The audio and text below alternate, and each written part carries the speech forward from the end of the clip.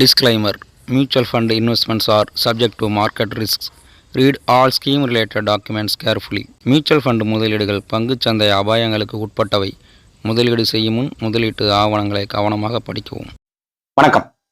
இன்னைக்கு நம்ம ஃபண்டுகளோட வருமானமும் வரலாறும் இதுல மிர்ரே அசெட் நிறுவனத்தோட மிர்ரே அசெட் மிட் கேப் ஃபண்டு பத்தி பார்க்க போறோம். எப்ப லான்ச் பண்ணாங்க, இது வரைக்கும் எவ்வளவு வருமானம் கொடுத்துருக்கு, எஸ்ஐபி வருமானம் எவ்வளவு, மொத்தமாக முதலீடு செஞ்சிருந்தா எவ்வளவு வருமானம் கிடைச்சிருக்கும் அப்படிங்கிற விவரமெல்லாம் பார்க்க போறோம். ஃபர்ஸ்ட் இந்த மிர்ரே அசெட் அப்படிங்கிறவங்க யாருன்னு பார்ப்போம்.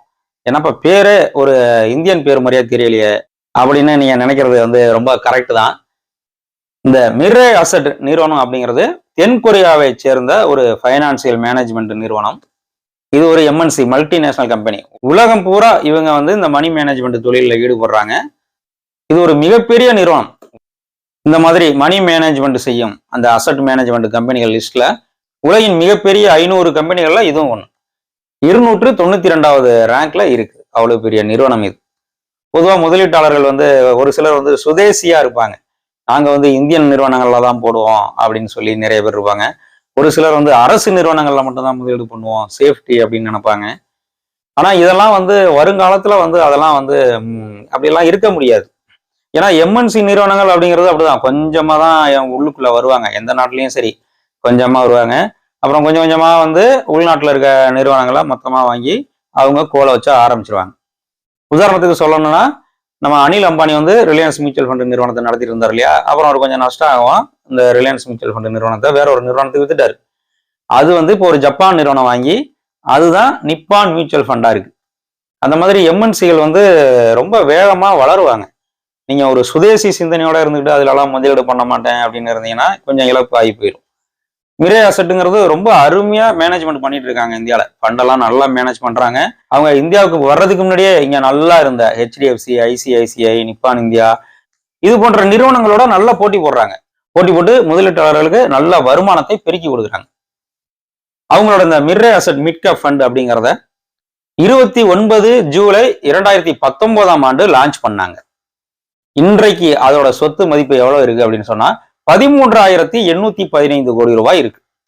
அதாவது பிப்ரவரி 1 2024 வருடம் இந்த கணக்கீட்டின்படி 13,815 கோடி ரூபாயை அவங்க மேனேஜ் பண்ணிட்டு இருக்காங்க.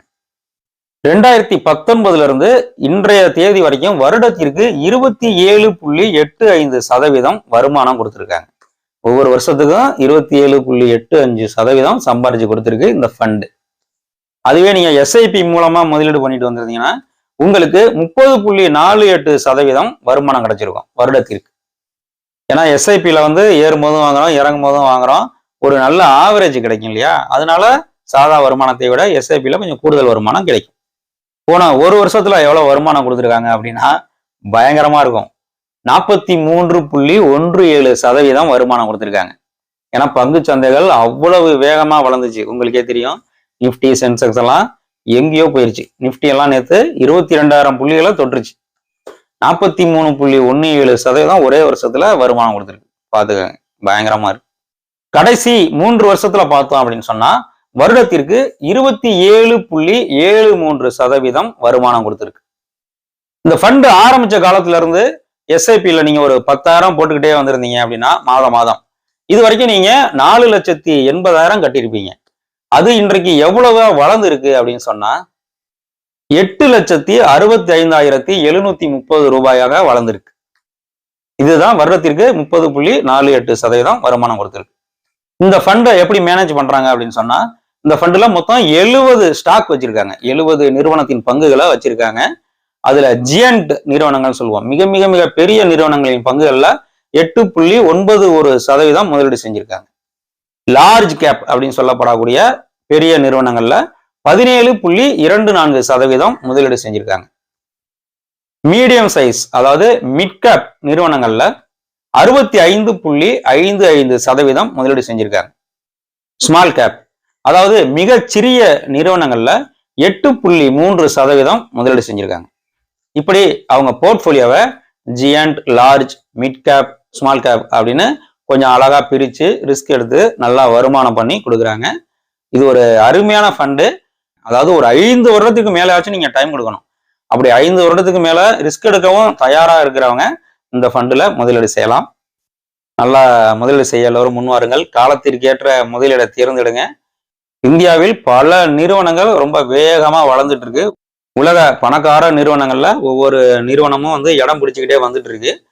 அதை நம்ம பயன்படுத்தி கொஞ்சம் சம்பாதிக்க போறோம். அதுதான் மியூச்சுவல் ஃபண்டோட மெத்தடு. அதனால தைரியமா முதலீடு பண்ண வாங்க. லாங் டேர்ம்ல உங்களுக்கு நல்ல வெல்த் கிரியேட் பண்ணி கொடுக்கும். அதுல இருக்க ரிஸ்க் எல்லாம் கொஞ்சம் புரிஞ்சுக்கிட்டு கொஞ்சம் சரியான ஃபண்டுல முதலீடு செய்யுங்க. இந்த ஃபண்டு ஒரு அருமையான ஃபண்டு. தாராளமா நீங்க 5 to 10 வருடம் முதலீடு செய்யறவங்க செய்யலாம் தாராளமாக. நன்றி, வணக்கம்.